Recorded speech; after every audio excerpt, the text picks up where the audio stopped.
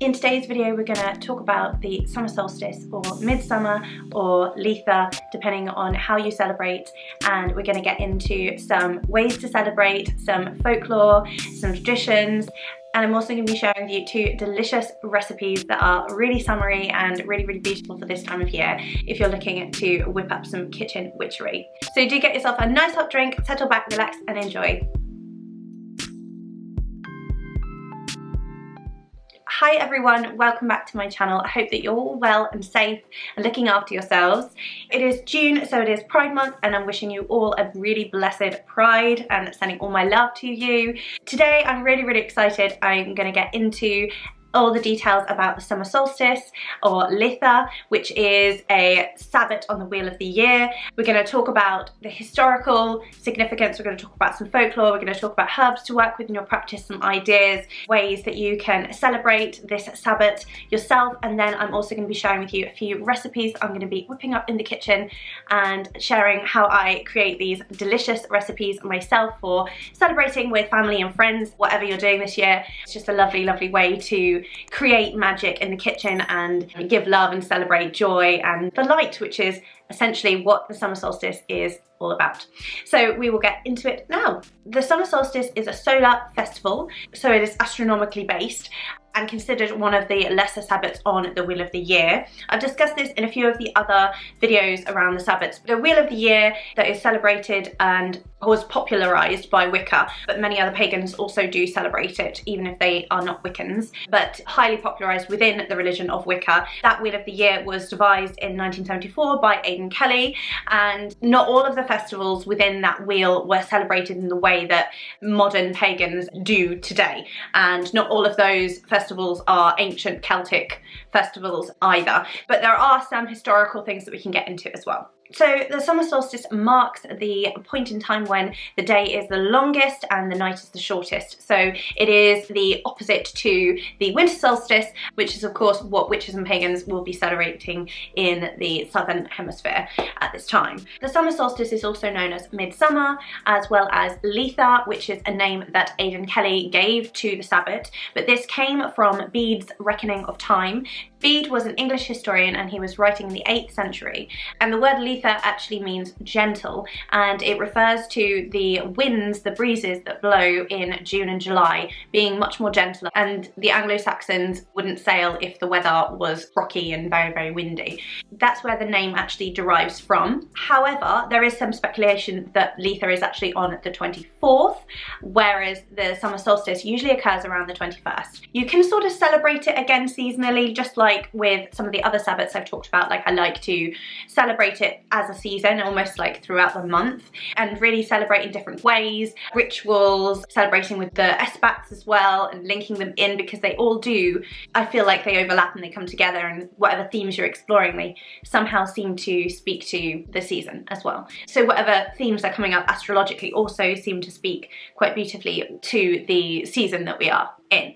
The summer solstice is also called St. John's Eve or St. John's Night. That is due to the fact that in Christianity, John the Baptist would have been born around this time. And many of you probably already know there is some lore around St. John's Wort that tends to bloom at this time of year. It's the perfect plant to be harvesting at this time. It has a lot of healing properties, and we can discuss more about the herbs later. There does seem to be a little bit of confusion between midsummer and the summer solstice, because the summer solstice is supposed to be like the start of summer, but actually midsummer is correct, because earlier calendars such as the Germanic calendar, earlier than the Gregorian calendar, would have only had those 2 seasons. So it makes sense that these points mark the middle of each. So just as the summer solstice marks the middle of summer, the winter solstice marks the middle of winter and the very darkest moment. So early historical records of this pagan celebration were recorded as early as the 12th century in France, as well as in other locations as well, including Africa and other parts of Europe. Many of these celebrations were characterized by bonfires, and again, similarly to the earlier sabbats such as Beltane, Beeltena,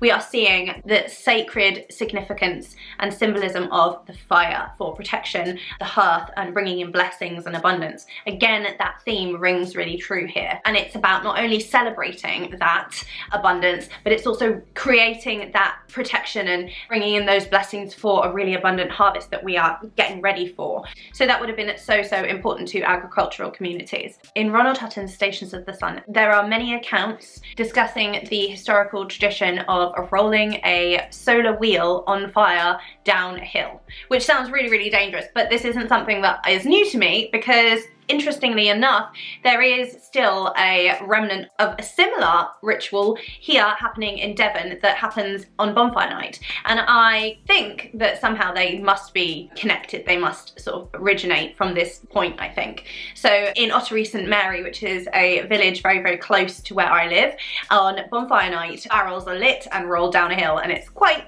dangerous, I think. I've never actually seen it, although what we're talking about here are wheels specifically. So in the 4th century, this was recorded in southwestern France, and it involved a festival where a wheel was set alight and rolled down a hill, and then the parts of that were built to resemble a god-like figure. There are also similar festivals that occurred in Gloucestershire and all over Devon, and Ronald Hutton actually refers to one very close to where I live, which is Buckfastleigh on the fringe of Dartmoor. A wheel lit at sunset on Midsummer's Eve in the 19th century, mid-19th century, was guided by sticks as it rolled in the hope that it would reach a stream. If it did so, good luck would be due to the community. And this obviously paralleled the ancient French festival that was recorded.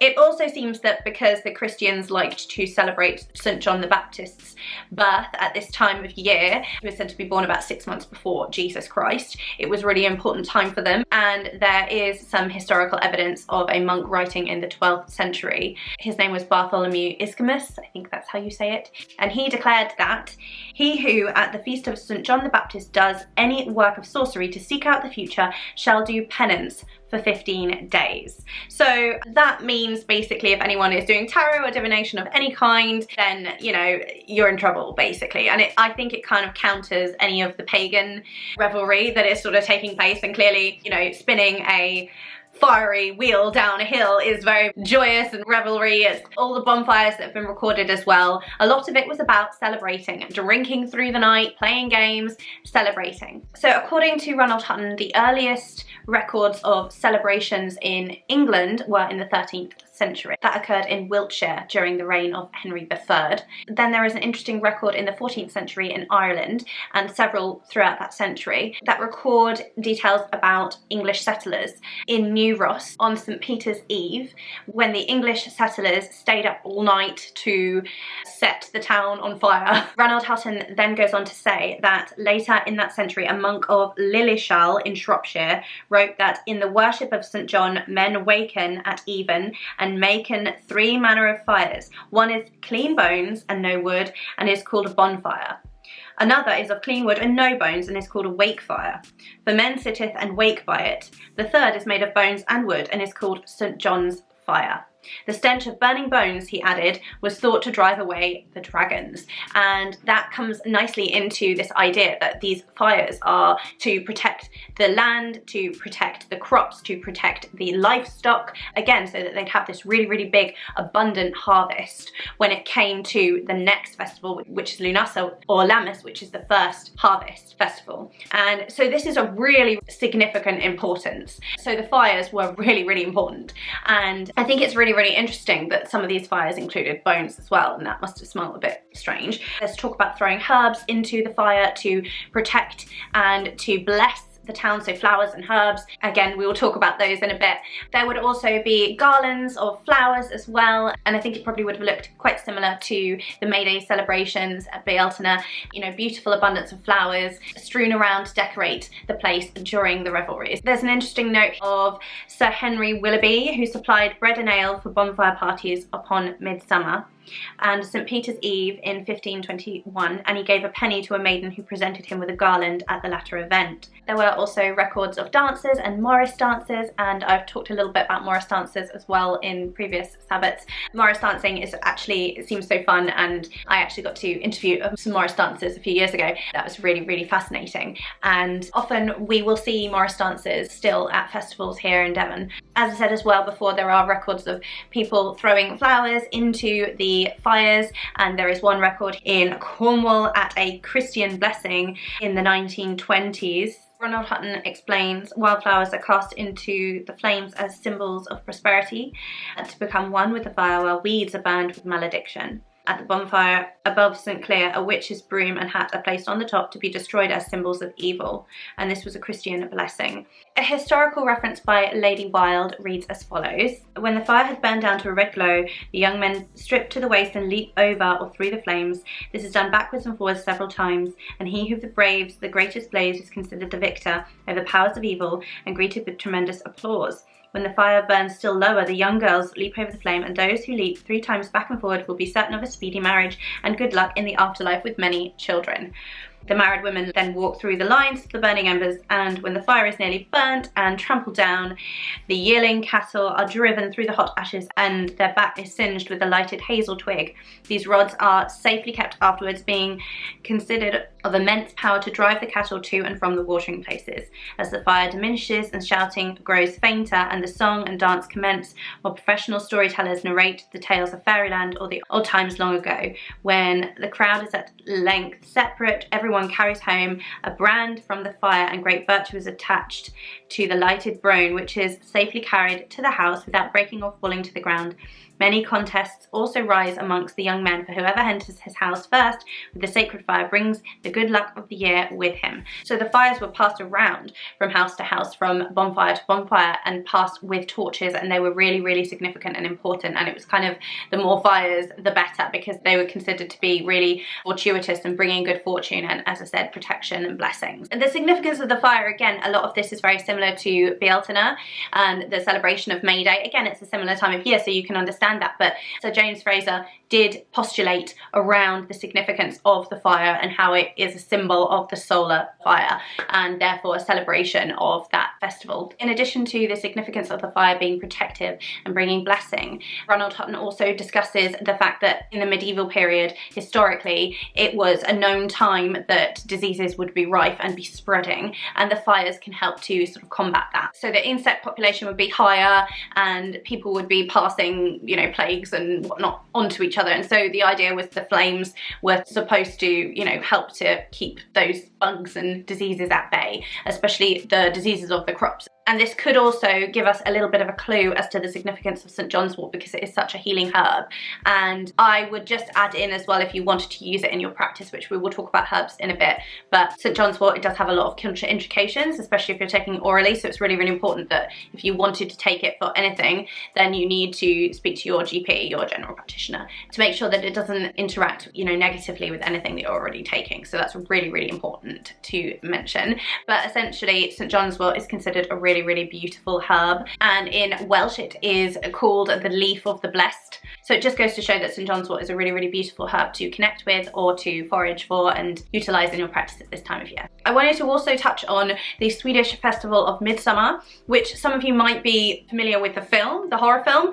I have not seen it because I am so scared, and Hereditary absolutely terrified me. It's the same director, I can't remember his name, but I will not watch it. But I know what happens in it because I watched one of those incredible movie buffs on YouTube talking about that movie. And whilst there are some true folklore elements to parts of the celebration in that film, Midsummer, the real Swedish celebration of Midsummer was not scary or in any way. If you've seen the film, I'm not going to give you any spoilers, but it doesn't include the horror that you see in that movie, basically. And I've not seen the film, so no spoilers, but interestingly, the Swedish Midsommar was actually only brought in 1952, and again it was to bless and protect the crops, essentially a very similar celebration. And there were maypoles and flowers, and it was all very, very opulent and beautiful, much like the maypoles of May Day. So again, it was a time of celebrating the light of the sun and bringing in more good fortune, dancing, eating, drinking, playing games, being competitive, lots of kids dancing around the maypole. And an interesting Scandinavian tradition was that young unwed women would pick 7 flowers that day, and she would put them underneath her pillow and she would dream of her future husband. I think that's really, really interesting when you think about what that monk says about divination. So there's something that Ellen Erin Hopman references in this book, and that is the association of solar shrines at wells that were really, really important, and actually water goddesses, which I found really, really interesting, especially because we go into Cancer season at this time of year, which is obviously a water sign. Then we are also celebrating this fire festival. So it seems really fitting. Offerings would be thrown into wells and lakes as gifts for the gods and goddesses: glass, pottery, coins, stones, carved wooden figures and golden objects. And the sacred wells were used for scrying, healing and divination, which I think is really, really lovely. And tree worship was also a vital role in midsummer festivities. Oaks near wells and fountains were decorated with coloured cloths. Editing Emily here. I'm really sorry, but part of the footage that I filmed, it got saved in a different format. Anyway, I'm going to do my best to repeat what I said, which I was really happy with, but yeah, we will continue. So going back to the bonfires and the theme of protection that we've talked so much about in this Sabbat, and also in Bealtaine and the fires, the protective element of the flames, as well as like bringing in blessings. The fires that included the bones would have obviously smelled really strong, and that stench was intended to drive away malevolent spirits such as dragons and the fae. Again, some people do really like to work with the fae at Bealtaine, of course, but also around the summer solstice. I explained a bit more about working with the fae in my previous video about Bealtaine, but I don't do it a lot in my practice. Sometimes I will leave offerings on these particular holidays, but I don't tend to engage with the fae because it is such a big practice to undertake and it shouldn't be taken lightly. And I believe, you know, there are many people that literally that is their practice, and it's not really part of my practice. But you know, if you want to, absolutely by all means, just do some research first if you're new to it, and just make sure you're being safe as you possibly can, because it's not really to be messed with. So I did want to talk a little bit about literature, and of course the very famous Shakespeare play A Midsummer Night's Dream.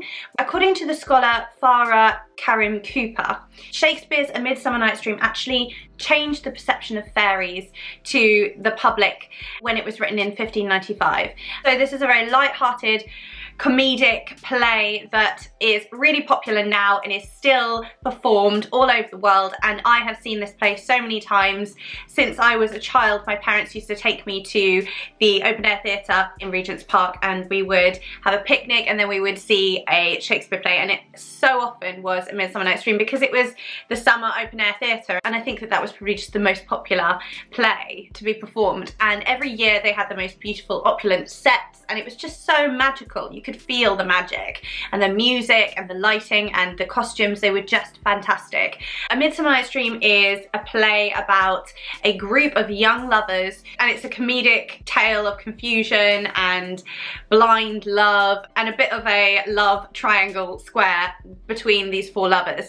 Within the play we see Oberon and Titania, the king and queen of the fae, and they end up being part of the fairies' mischief to confuse and bewitch the young lovers. It's incredibly funny. So we can see themes of the fae, obviously, the love, the romance, that sort of heady feeling of being bewitched by the intoxicating scent of blossom and the fairy magic, right, that just enchants you. And there is widely known lore as well about falling asleep beneath an elder tree, which is considered a fairy tree, as well as hawthorn, and falling asleep beneath one of these trees you could be taken off into fairyland. So it's almost this idea that these folks have kind of inadvertently stepped into the fairy realm and they are being hoodwinked for this reason. As the night begins to unfold, there is a famous line where a fairy says, "I must go seek some dewdrops here and hang a pearl in every cowslip's ear."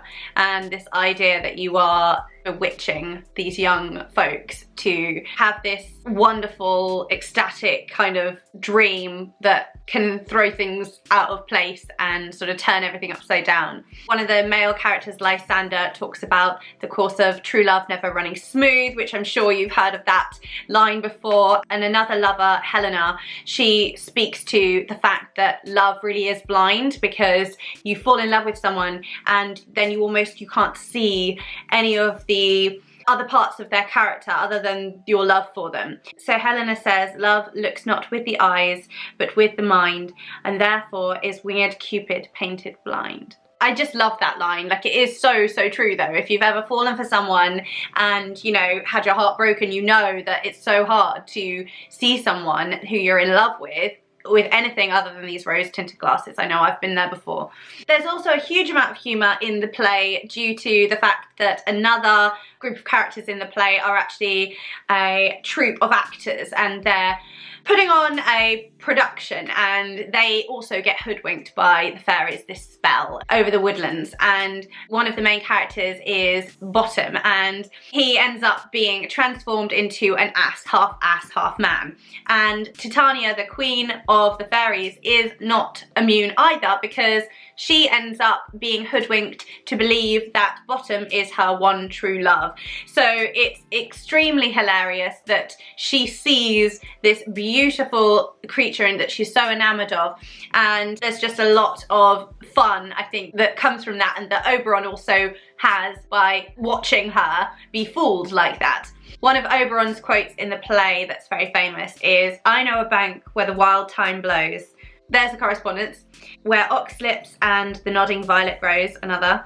"Quite over canopied with luscious woodbine, with sweet musk roses and with eglantine, there sleeps Titania some time of the night, lulled in these flowers with dances and delight." So it is his plan that she is hoodwinked.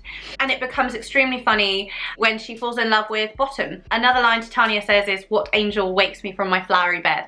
And it's just hilarious to see. So if you've never seen a Midsummer Night's Dream, I would definitely advocate you see that. And if you can't see it live, then there is a film which I've not seen. I believe it has Callister Flockhart in it, and I've heard that that's supposed to be quite a good adaptation. So, but I would highly recommend watching that, so that's something that you can do to celebrate if you like. One of the most famous characters in this play is the fairy Puck. Puck takes the form of a very mischievous fairy who enchants. He takes great pleasure in bewitching. I believe his character is almost similar to Pan or to Cernunnos, horned god. That's a personal kind of association that I have. I haven't referenced that from any book, so that's probably something that I just feel into, but I really feel there's that like playful energy, that sort of trickster entity energy with that. One of the reasons why I think this is so interesting is the music that's used within the play. There are indirect references within the text to music being played and bewitching and sort of sending people into a bit of a love trance, as it were. And again, the elder tree being a fairy tree, that if you fall asleep beneath it, you can be whisked off away into fairyland. It's a little bit like that has happened. And there is also folklore around panpipes being made from elder stems. There is also supposed to be an elder mother spirit living within a tree, a dryad, who will haunt anyone who cuts the tree down. So again, you've just got so much lore around the elder tree, and I think it's fascinating because of the references to lilting, bewitching music and tunes within the story about fairies bewitching folks. I think it's so interesting to bring in those elder correspondences as well. Another reason why I feel like this is stuck in my brain is because within the productions I've seen, there's always been beautiful music, and it's been live music. Music in general, but then live music played by the actual actors, including playing pipes. Some of the quotes that I've found within the text that relate to music include a quote from Titania, the fairy queen, who, when speaking to Oberon at the start of the play, references his many sexual misdemeanors and dalliances, and she says, "I know when thou hast stolen away from fairyland, in the shape of Corin sat all day, playing on pipes of corn, and versing love to amorous Phillida." So again, this is something these fairies do, and it's just so beautiful to have this literally put into this fantastic piece of literature that is so famous, and it just almost epitomizes the heady romance and bewitching fairy lore around the summer solstice right into the play. It's like baked into it, and I just love it. Titania also says to Bottom, "I pray thee, gentle mortal, sing again." It's so funny. "Mine ear is much enamoured of thy note." So definitely read the play, see the play, listen to a audio production of the play or see the film. I think it's a beautiful way to celebrate as well.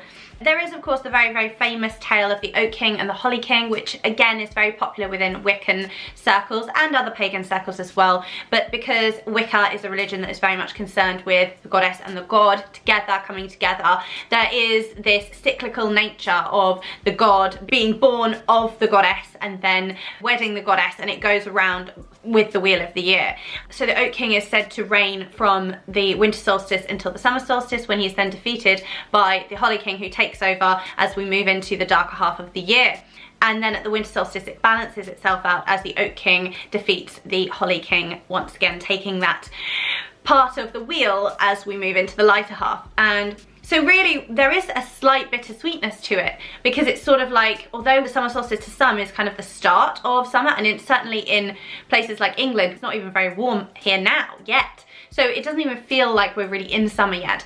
But traditionally it is midsummer. Whilst it has been postulated that the Midsummer Night's Dream was actually meant to occur within the month of May, midsummer would be this midpoint here at the summer solstice, because in the earlier calendars, such as the Germanic calendar that precedes the Gregorian calendar, there would have just been 2 seasons. It would have been the winter solstice and the summer solstice. So I'm going to go a little bit off piece now and talk a little bit about this book. This is The Noble Art by Tiffany Lazic, and I referred to this in my previous video as well on Beelzebub. This approaches the Sabbats and the Wheel of the Year from a much more psycho-spiritual angle, and this is about the work that you can do for yourself to heal your own shadows and to move through healing, expressing and releasing of trauma and pain, past pain that you've been through. So this is From Shadow to Essence through the Wheel of the Year.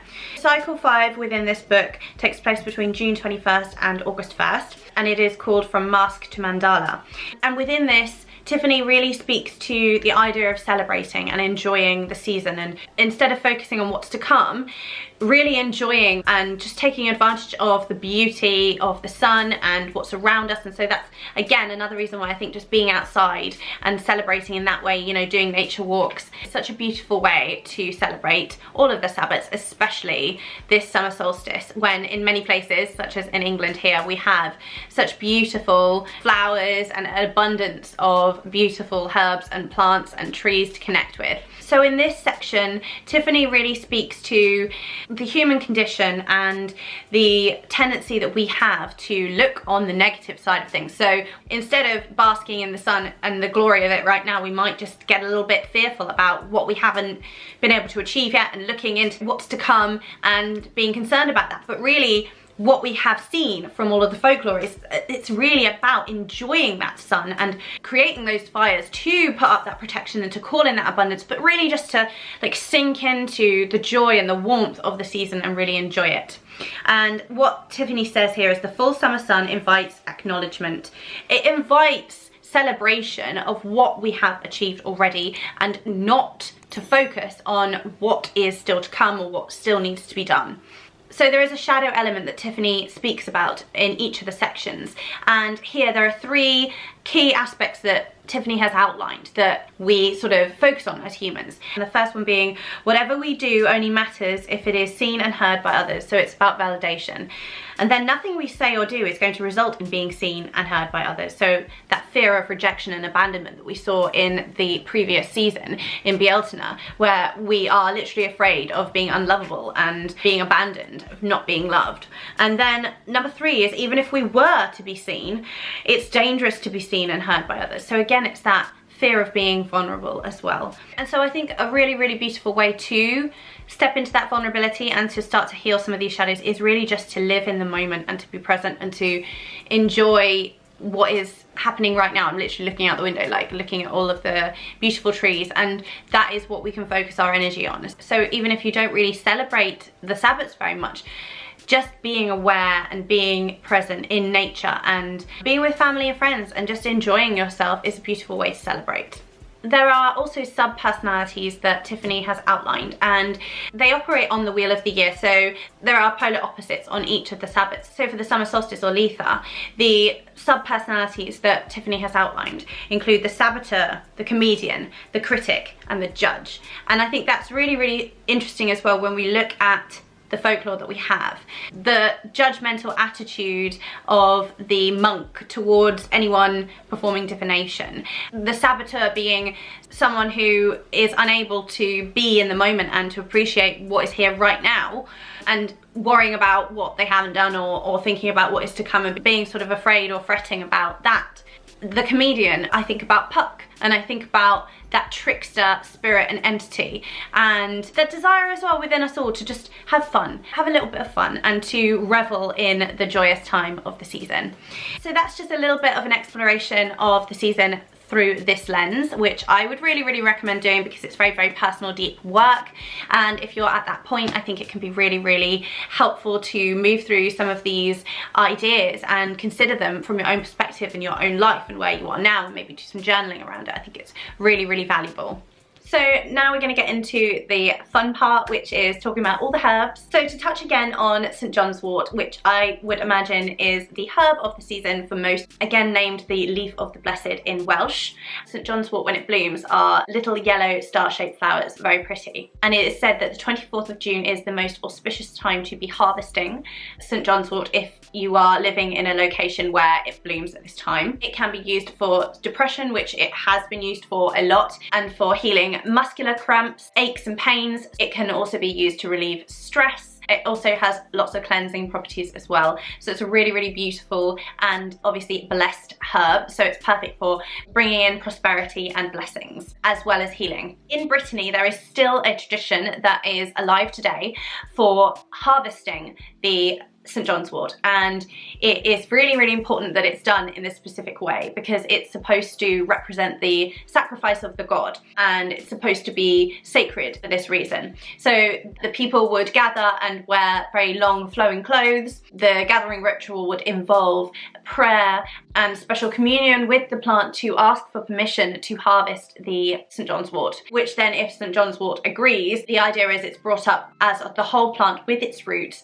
intact, so it doesn't disturb any part of the roots. And this can be used for healing, as well as to protect and to keep spirits away, etc. But it is also really important that it is honoured as part of the sacrifice of the pagan god, and remembered as so when used for healing. So I think it's really important. And just talking about the sacredness of herbs and working with herbs, I think that quite often we approach it a bit like a candy shop or a pharmacy, as humans, a bit like they're here to give us things and to provide for us and to do things for us, especially if we are witches or we work magic. But when you start to think about the plants as living creatures and connect to them, connect to their plant spirits, and actually just work with the plant spirits, there are lots of plant spirits that I connect to that I never ever uproot. I just connect to them where they are.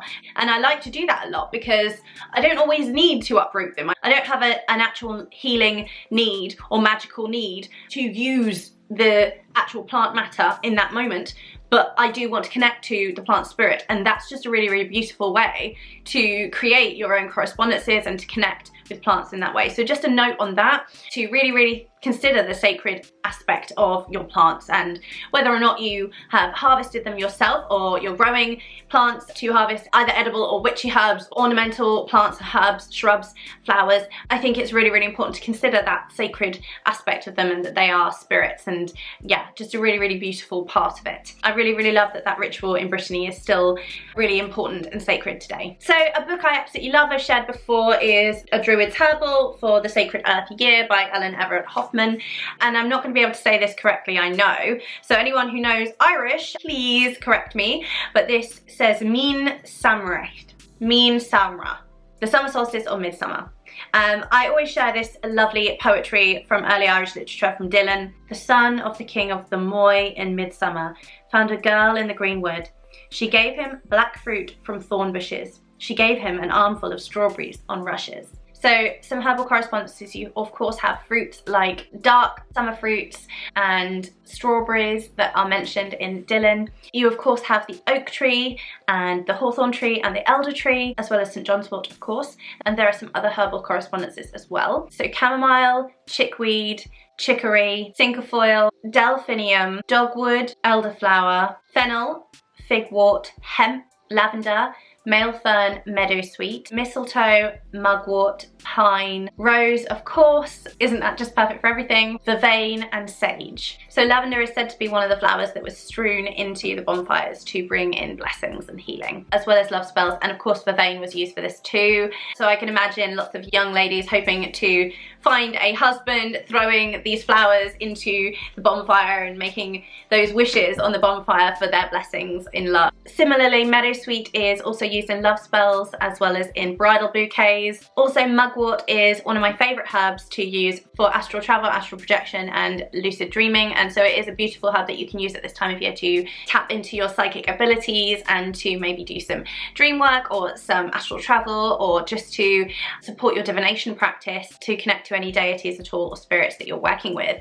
And vervain can also be used similarly for dream work as well to enhance those psychic abilities. Obviously I mentioned hemp as well, so if you are that way inclined and you have the access to a plant such as that and you wish to use it recreationally, I won't go into much more detail than that, but then by all means this is the time to do it. So you could include mugwort and hemp together. So some beautiful ways to celebrate, of course, a bonfire with friends. How about a barbecue as well? You could create beautiful dishes in your kitchen. I'm going to share some recipes in a minute. You can do some divination, which if what that monk said is anything to go by, then it's probably something people were doing a lot to try to figure out who they were going to marry. Any kind of love spells, obviously not to try to dominate over someone else or make someone else fall in love with you, to kind of hoodwink someone, as we've seen in some literature and folklore, more so to get yourself in a ready space so that you can ready yourself to meet the right person and to present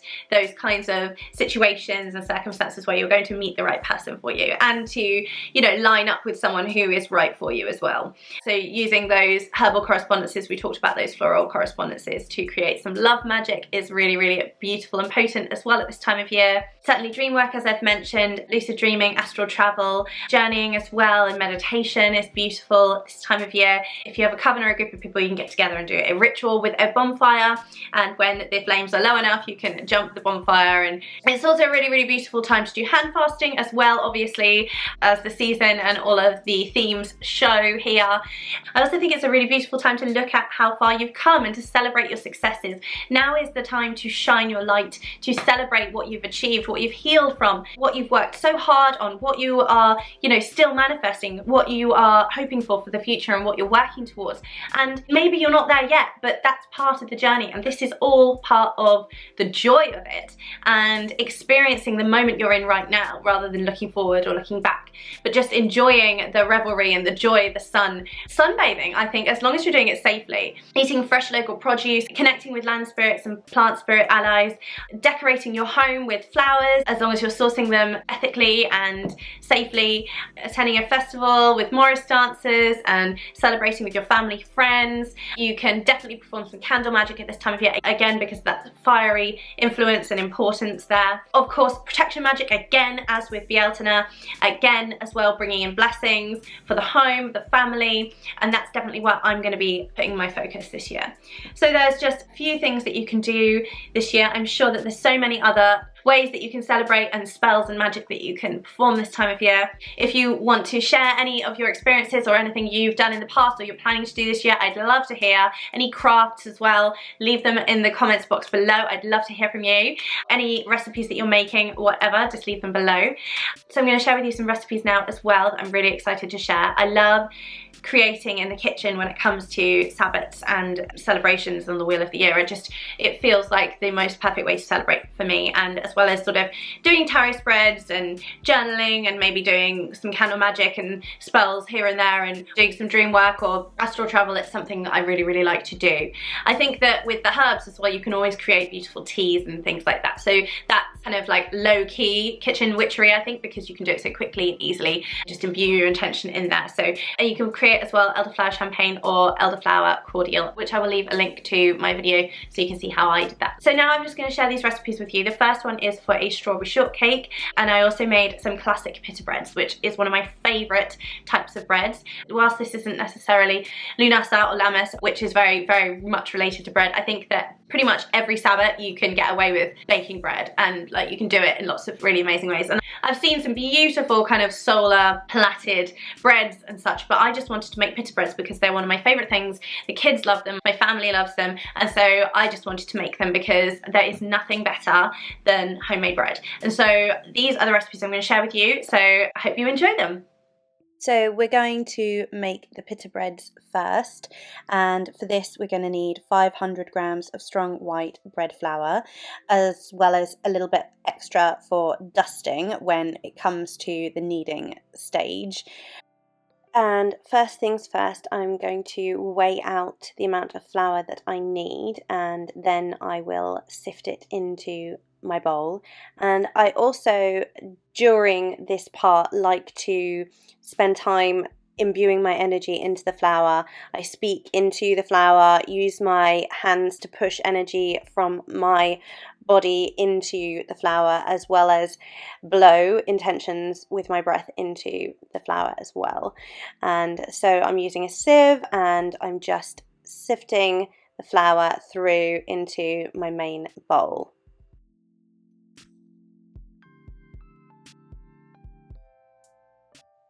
Next, I have 300 millilitres of warm water, and just pouring that into a large bowl, and I'm mixing 2 teaspoons of fast action dried yeast into the warm water, and I'm just going to give that a bit of a stir together and allow it to sit for 5 or so minutes, just to allow the bubbles to come together and for the yeast to activate.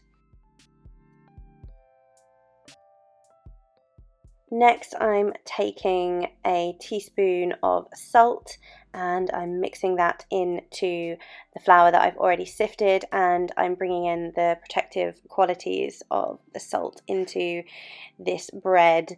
And I didn't mention this before, but with the flour I always think of nourishment and comfort. So now I'm sweetening this with a teaspoon of sugar. This isn't included in all pita bread recipes, but I like it. It helps the yeast along and it just makes the bread really, really beautiful and sweet. So I'm using a whisk to stir this together and thinking about my intention all the time for protecting our home and bringing in blessings, comfort, nourishment, abundance and prosperity for the next season ahead. So now my yeast is ready, and again I'm doing the same thing. I'm just pushing my energy into the yeast. Already you can see so much energy is charged up the yeast, and there are bubbles there, beautiful bubbles on the surface. And so next I'm going to be adding that into my flour after I've spent a bit more time putting more energy into the ingredients. So in goes the yeasty warm water, and I like to think of the correspondences of yeast of being a lot like Jupiter in that it's expansive and it adds growth and there's so much potential to it. So I'm also adding olive oil here, which is perfect for protection and love magic, so again blessings and good fortune, and that's about a tablespoon's worth of olive oil. And then I'm using my hands, which is like my favorite part of making bread. I really do love it. When time is short, I do make pizza dough bases and loaves for the family in the bread maker, but this is one of my favorite parts about making bread for the family. So when I do it on a weekend, I always like to follow this process and knead the dough by hand. So you just bring it together in the bowl, lightly dust your surface with some of the bread flour, and then start kneading out. There's lots of tutorials on how to knead if you need support or help. I just learned from being a child and baking bread with my parents, and then watching lots and lots of cookery shows because I was always obsessed with Nigella and Jamie when I was growing up. So I just have been baking for a very long time. So I kneaded this for about 15 minutes. A lot of recipes will say 5 to 10 minutes, but I personally feel that because my hands are quite small and I'm, not as strong as say Paul Hollywood would be when he's kneading his bread, I just need a bit more time with it, and I always find that I get really good results from doing it this way. So I'm kneading my dough, and then once it's all set, it comes together, it starts to change its texture. And again, this is a really, really beautiful time to put your intention in, to really think about all those blessings of abundance and protection and love that you want to bring into the home. And of course, you're going to be feeding people you love with this food, so it's a perfect way to imbue your magic into food that you're going to enjoy eating. So I've just oiled up a bowl with some more olive oil, and I'm going to leave this to rise for an hour, and I'm covering it with just a couple of clean tea cloths, and I'm just going to leave it somewhere quite warm in the kitchen. Temperature's quite warm outside at the moment anyway. So an hour later, and this is what we have, and isn't it just gorgeous? So I love this bit, to just push all of the air out, and it's really satisfying.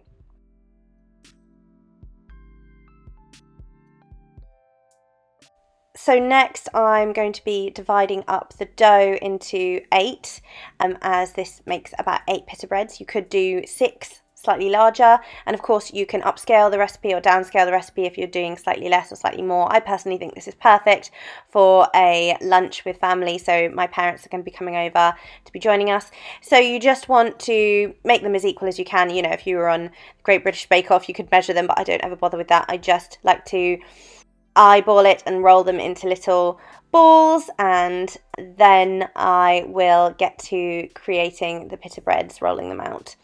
But again, this is another beautiful moment to imbue your intention into the bread, and this has become a really, really important practice for me when making bread at home. It's one of my favourite things to do, and I love feeding my family with homemade bread, and there's just nothing that tastes better. So with this first Pitta bread, I always find that I struggle to roll out the dough as long and as thin as it needs to be. So I didn't go quite as flat and large with the rollout the first time, but then I also got too over the top and went a bit thin on one of them. But it's all just home baking, rustic home baking.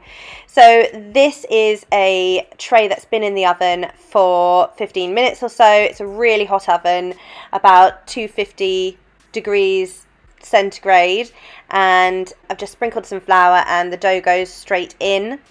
And they take about 5 minutes to cook. These ones, because as you can see they're quite thick, they did take a couple more minutes because they were a bit thick, but they were really, really, really good. And I actually prefer them when they're quite thick and then really doughy, and when you serve them they're still warm and you can put some butter on them and the butter just melts. It's just so comforting, so beautiful. There is nothing better, and I like to serve these with a meze or a tapas style meal or a barbecue as well, with lots of salads.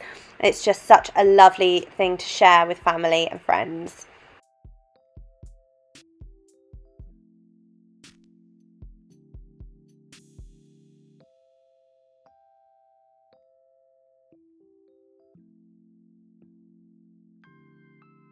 So here they are, the finished Pitta Breads. I absolutely love having these. I like having them, if there are any left over, as well, with smoked salmon and scrambled eggs.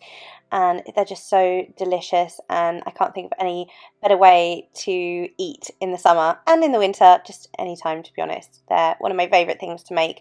All kinds of bread is one of my favourite things to bake in the kitchen. So I hope that you enjoy that if you decide to make this recipe as well. So next up I'm going to be making the Strawberry Shortcakes, and I think this is such a summer solstice perfect recipe. You can bring in the correspondences for the strawberry and the shortcakes and the sugar and the cream. It's just beautiful. So for this I need 350 grams of plain flour, and again some extra for when I'm sort of patting the dough out and cutting using the cutters. And so again, I'm using this opportunity to imbue my intention for just bringing love into my family's life. And we have some family things going on with our children that we are concerned about, and so, you know, getting in as much of that loving energy and fun and joy as possible is really important for me. And that's another reason why I selected these recipes for this Sabbat. So I'm sifting this flour again as I did with the bread, and I'm going to be adding 1.5 teaspoons of baking powder, as well as a pinch of sea salt. This is quite coarse sea salt, and some people might prefer to just use a fine sea salt, but this is what we have and I don't mind. I prefer it because it's very pure. Again, putting in the protection there with the sea salt. And for the sugar, this is 75 grams of caster sugar into the plain flour and the salt and the baking powder. And this just sweetens it up, brings that gorgeous sweetness and light and joy and love into our lives, and it's just so lovely. So using a wooden spoon, mixing it all together, again thinking about those things I want to bless our family and our home with. Life is really challenging at the moment, I think, for many people and in the collective, and I think that we can just get as much joy into our life as possible. And so with the butter as well, this is about the richness of life, and again that prosperity and abundance, bringing in opportunities for success. So I am measuring out 175 grams of cold butter, and I'm just dicing it up as well. And I'm dicing it as small as I can go, because whilst you can create the shortcake mix, it's a lot like scones that we have in the UK. You can do that in a mixer. I again prefer to do it by hand because it's the way my father taught me to make scones when I was younger. And shortcakes are an American dessert, I'm sure many of you know, but scones are the kind of English version, I'd say, and they're a bit lighter. So shortcakes are like a cross between a Victoria sponge cake and a scone. So what I'm doing next is rubbing it together with my fingertips until it's a beautiful, crumbly gorgeousness. So now I have one egg, a large egg, and I'm adding 160 millilitres of double cream to that egg. And again, I'm going to be thinking about the correspondences of the egg and the cream, the richness and the protein that it's going to be giving us that strength. So I'm also going to be adding 65 millilitres of buttermilk, and that takes the measurement up to 225 mils-ish, and I'm splashing in some vanilla. I kind of eyeballed this. I would suggest a couple of teaspoons or maybe a tablespoon. So I'm whisking all of this together, again thinking about the richness and the sweetness that I'm going to be bringing in and that I want us all to feel and enjoy as we eat this and through the next season. So I'm adding the wet ingredients into the dry crumbly mix and bringing it together, and it forms kind of a sandy, claggy, wet dough. It kind of looks like sand actually. So you do need some flour down on the board, on the surface, and you sort of have to use your hands to kind of squish it together. It's a very soft, gooey kind of consistency. You sort of just bring it together until it's not really sticking anymore. Try not to add too much flour if you can help it, because that will change the consistency.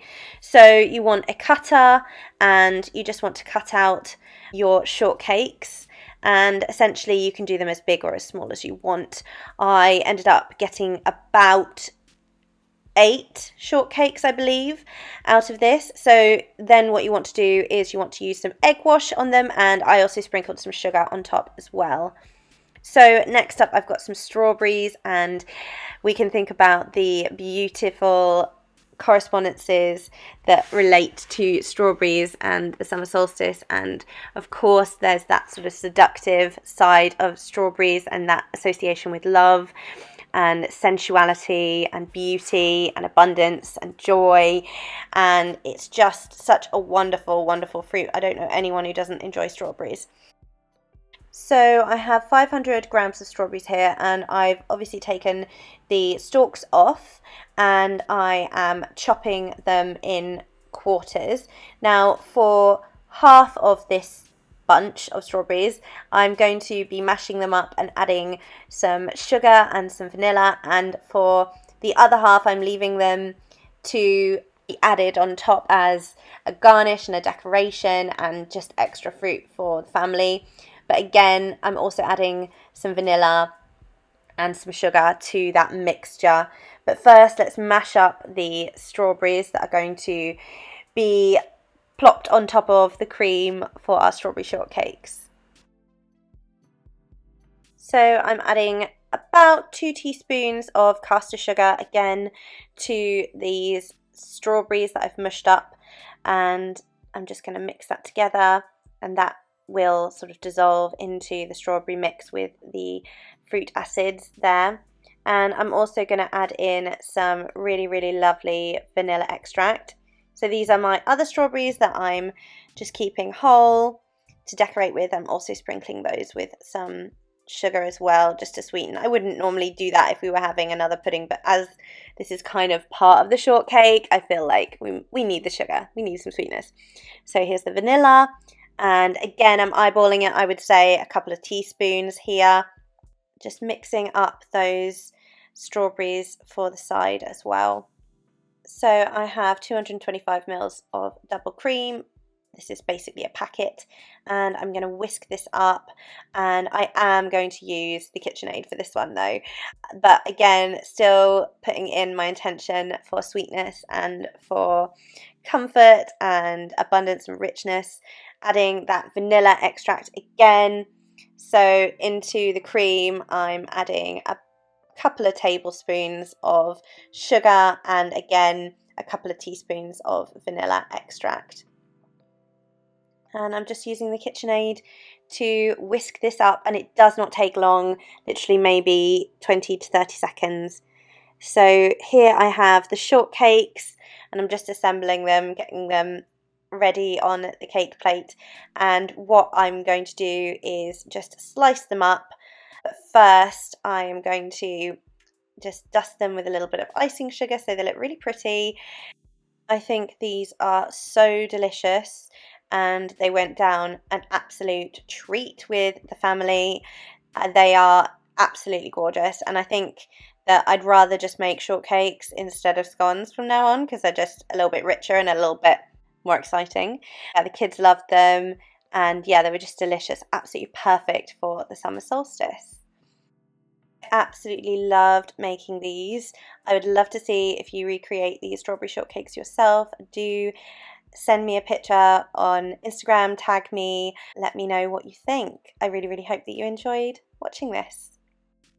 So I really, really hope that you enjoyed seeing how I made my strawberry shortcakes and, of course, the Pitta Breads. If you make them yourself, I would love to see photos, so do tag me on Instagram. I'd love to see. I hope that you've taken something from this video, that there's maybe something that is new to you that you didn't already know about. This year I'm diving in for the first time to the noble arts, so it's newer to me, Tiffany Lazic's work. So it's really, really exciting to have new perspectives to look at the sabbats as well. I will leave the books that I referenced linked below, so you can check them out and pick them up if you'd like. Some of you may also know as well that I now have a Patreon page where you can support me if you wish to help me to continue to make content here that is free for everyone. I put a lot of effort into the videos I make, and I just absolutely love being here on this platform. It means the world to me to engage with you all and to be able to speak about these things that I'm so passionate about and that I've spent time learning about and reading about since I was a very small adolescent. So it means the world to me to have you here and to share in that. On Patreon, I will be expanding and creating further tiers later down the line. At the moment, there is just the one tier.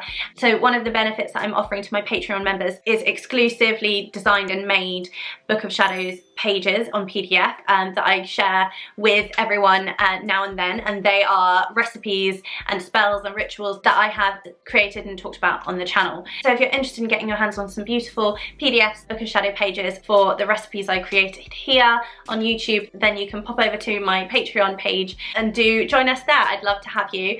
I have lots of things I'd like to do in the future with Patreon, so it's just about time really at the moment and getting things up and running. So thank you so much to my current Patreons. Your names will be on the end screen. I really, really appreciate your support. It means absolutely the world to me. So thank you again so much for joining me. I hope that you enjoyed the video. If you did enjoy the video, click the like button, share it with anyone else who you think would also be interested to learn about this beautiful holiday and Sabbath on the wheel of the year. As I said, I have a Patreon page where you can support me. I also have an Instagram and a TikTok as well, so you can see what I'm doing a little bit more frequently. TikTok isn't as regular as Instagram, but Instagram is where I'm sharing most of some ins and outs, what I'm reading, etc. of my practice, and some tarot spreads and such. Instagram is also where I share custom tarot spreads for each full and new moon, and the prompts are not just about the energy of the sign that the moon is in, but also the aspects that are currently happening in the skies. So they are very, very relevant to that particular moment and can be really, really supportive for journal prompts as well as doing a tarot spread. So if you're interested in those, they are on my Instagram page at the moment. They're currently free, so do check out my Instagram if you're not already following me there, because I do offer those on my page every full and new moon. Also, with regards to Patreon, if that isn't for you, I do have a direct PayPal account, and I also have a buy me a coffee page if you wanted to just buy me a coffee and show me a little bit of appreciation. That is so, so kind of you. But again, not essential, of course. I'm so, so glad that you're here, and the fact that you have made it to the end means the world to me. So if you have made it to the end, please do leave me a little sun emoji, the one that's got the rays and the face. That makes any sense. A sun emoji. Either sun emoji is fine. And thank you so much for making it to the end. I really hope you have a blessed summer solstice, or Litha, however you celebrate it. Sending you all my best, and have a wonderful rest of Pride Month. Blessings. Bye.